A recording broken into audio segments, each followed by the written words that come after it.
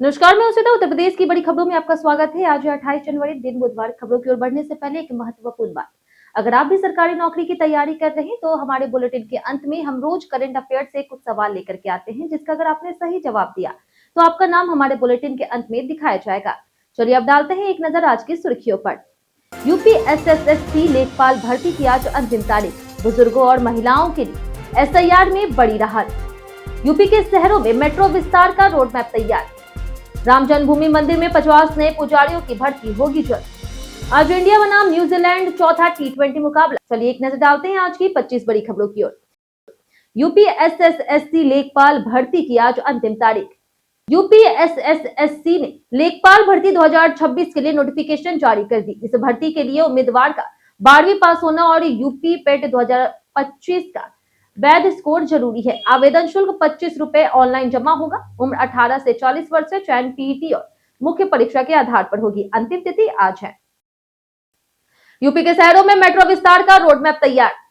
उत्तर प्रदेश के प्रमुख शहरों लखनऊ, कानपुर और आगरा में मेट्रो का संचालन जारी है। लखनऊ में अमौसी एयरपोर्ट से साउथ कॉरिडोर तक मेट्रो, कानपुर में आईआईटी से मोती झील कॉरिडोर और आगरा में ताज ईस्ट गेट से मनकामेश्वर मंदिर तक सेवाएं चल रही। 2026 तक विस्तार और नए कॉरिडोर शुरू होंगे। बुजुर्गों और महिलाओं के लिए एसआईआर में बड़ी राहत। एसआईआर में बुजुर्गों और महिलाओं के लिए बड़ी राहत मिली है। अब नो मैपिंग वाले मतदाता घर बैठे किसी स्वजन को प्रतिनिधि बनाकर के अपने कागजात अधिकारी तक भेज सकते हैं। यह सुविधा सुनवाई स्थल दूर होने और परेशानी होने के कारण लागू की गई। 27 जनवरी से दोबारा सुनवाई शुरू हुई। राम जन्मभूमि मंदिर में 50 नए पुजारियों की भर्ती होगी जल्द। राम जन्मभूमि मंदिर में व्यवसायियों को मजबूत करने के लिए करीब 50 नए पुजारियों की भर्ती की जाएगी। यह भर्ती उप मंदिरों में दर्शन व्यवस्था शुरू होने से पहले पूरी की जाएगी। चयनित पुजारी वैदिक परंपरा में पारंगत होंगे और पूजा अर्चना, यज्ञ मंडप, सप्त मंडपम और कुबेर टीला समेत सभी मंदिरों में ड्यूटी करेंगे। यूपी सरकार ने आरटीई एडमिशन 2026-27 का शेड्यूल किया घोषित। उत्तर प्रदेश सरकार ने आरटीई अधिनियम 2026-27 के लिए ऑनलाइन आवेदन शेड्यूल घोषित कर दिया। प्राइवेट स्कूलों की 25% सीटें गरीब बच्चों के लिए मुफ्त है। आवेदन 2 फरवरी से 25 मार्च तक 3 चरणों में होंगे। पात्र बच्चों की आयु दस्तावेज अनुसार चयन लॉटरी के माध्यम से किया जाएगा। जीएमआर एयरपोर्ट बनेगा यूपी का प्रमुख एयर कार्गो हब। मुख्यमंत्री योगी आदित्यनाथ ने यूपी की प्रमुख इंफ्रास्ट्रक्चर, सिंचाई, ऊर्जा, शिक्षा और औद्योगिक परियोजनाओं की समीक्षा की। उन्होंने कहा कि मेगा प्रोजेक्ट प्रदेश की आर्थिक समृद्धि और निवेश केंद्र बनेगा। फरवरी 2026 तक 594 किलोमीटर लंबा गंगा एक्सप्रेसवे पूरा होगा, जबकि सिंचाई, ऊर्जा, एयरपोर्ट, लॉजिस्टिक और मॉडल स्कूल परियोजनाओं में तेजी आएगी। सीएम योगी ने शिक्षा और सामाजिक न्याय पर दिया जोर। मुख्यमंत्री योगी आदित्यनाथ ने लखनऊ में छात्रवृत्ति वितरण कार्यक्रम में कहा कि जो 12 बजे तक सोते हैं उन्हें गरीब बच्चों की पढ़ाई की चिंता कैसे हो सकती है। वित्तीय वर्ष 2025-26 में 18.78 लाख छात्रों के खाते में 944.55 करोड़ डीबीटी के माध्यम से पहुंचे। उन्होंने पारदर्शिता, सुशासन और सामाजिक न्याय पर जोर दिया। लखनऊ कानपुर राष्ट्रीय राजमार्ग पर ओवरलोड वाहन बनी जानलेवा चुनौती।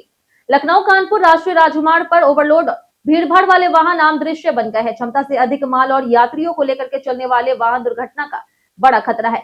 लोगों ने प्रशासन और ट्रैफिक पुलिस से नियमित चेकिंग और सख्त कार्रवाई की मांग की है, ताकि यातायात नियमों का पालन हो और यात्रियों की सुरक्षा सुनिश्चित हो सके। धर्मपाल सिंह ने संविधान की गरिमा और राष्ट्र सेवा याद दिलाई। भाजपा प्रदेश अध्यक्ष पंकज चौधरी ने कहा कि मोदी सरकार का हर कदम संविधान के अनुकूल है। धर्मपाल सिंह ने संविधान की गरिमा, न्याय, समानता और राष्ट्र सेवा के महत्व को याद दिलाया। बीकेटी में भाजपा के 11 पदाधिकारियों ने दिया सामूहिक इस्तीफा। लखनऊ के बीकेटी विधानसभा क्षेत्र में भाजपा के 11 पदाधिकारियों ने यूजीसी के उच्च शिक्षण संस्थानों में सामंता नियम 2026 के विरोध में सामूहिक इस्तीफा दे दिया। उन्होंने कहा कि नियम बच्चों के भविष्य के खिलाफ है और पार्टी अपने मूल उद्देश्य से भटक रही। इस्तीफा सोशल मीडिया पर वायरल हुआ। भाजपा, सपा और बसपा ने शुरू की चुनावी तैयारी। उत्तर प्रदेश में 2027 विधानसभा चुनाव की तैयारी जोर पकड़ चुकी है। भाजपा ने पंकज चौधरी को प्रदेश अध्यक्ष बनाकर के ओबीसी और कुर्मी वोट साधने की रणनीति तेज कर दी।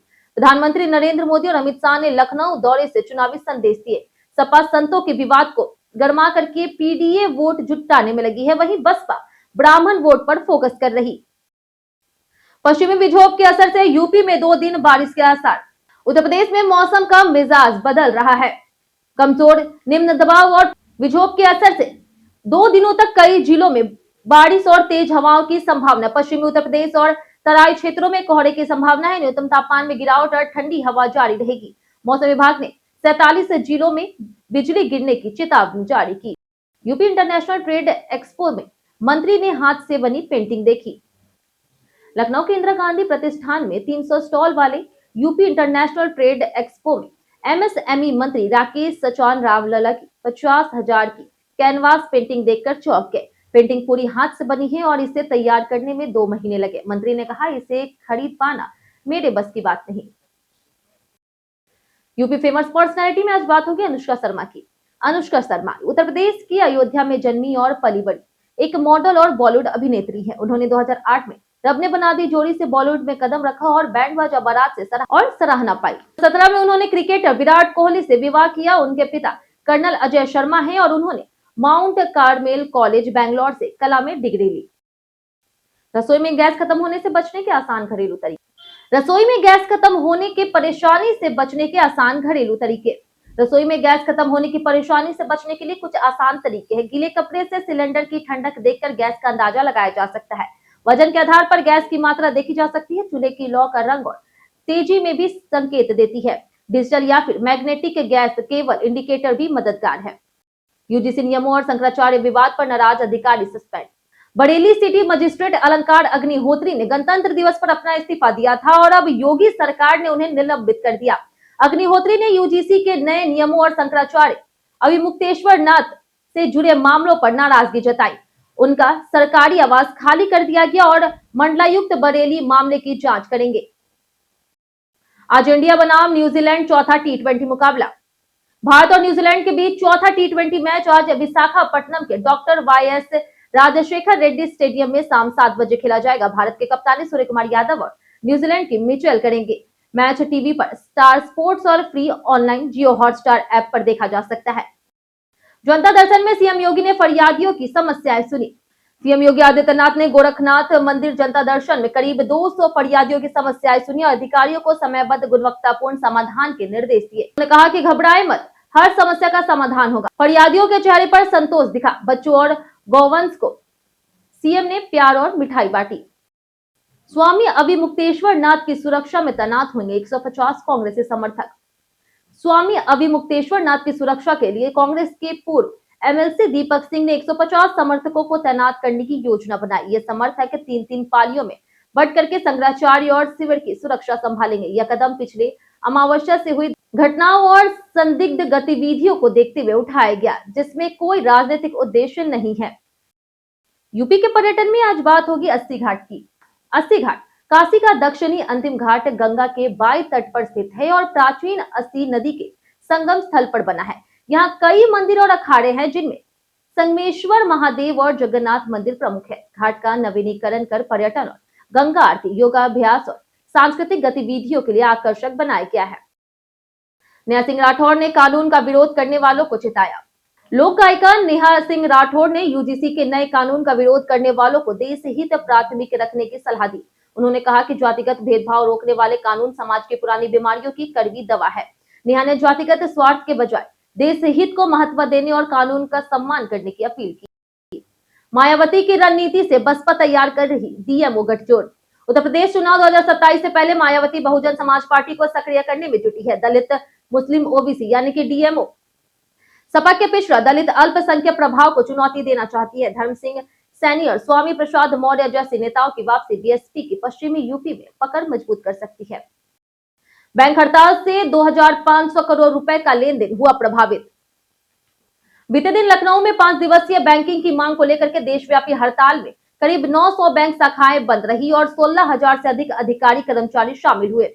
बैंक यूनियनों ने केंद्र सरकार से प्रतिदिन 40 मिनट अतिरिक्त कार्य करने की पेशकश करते हुए 5 दिवसीय बैंकिंग लागू करने की मांग की है। हड़ताल के कारण लगभग 2500 करोड़ रुपए का लेन देन प्रभावित हुआ।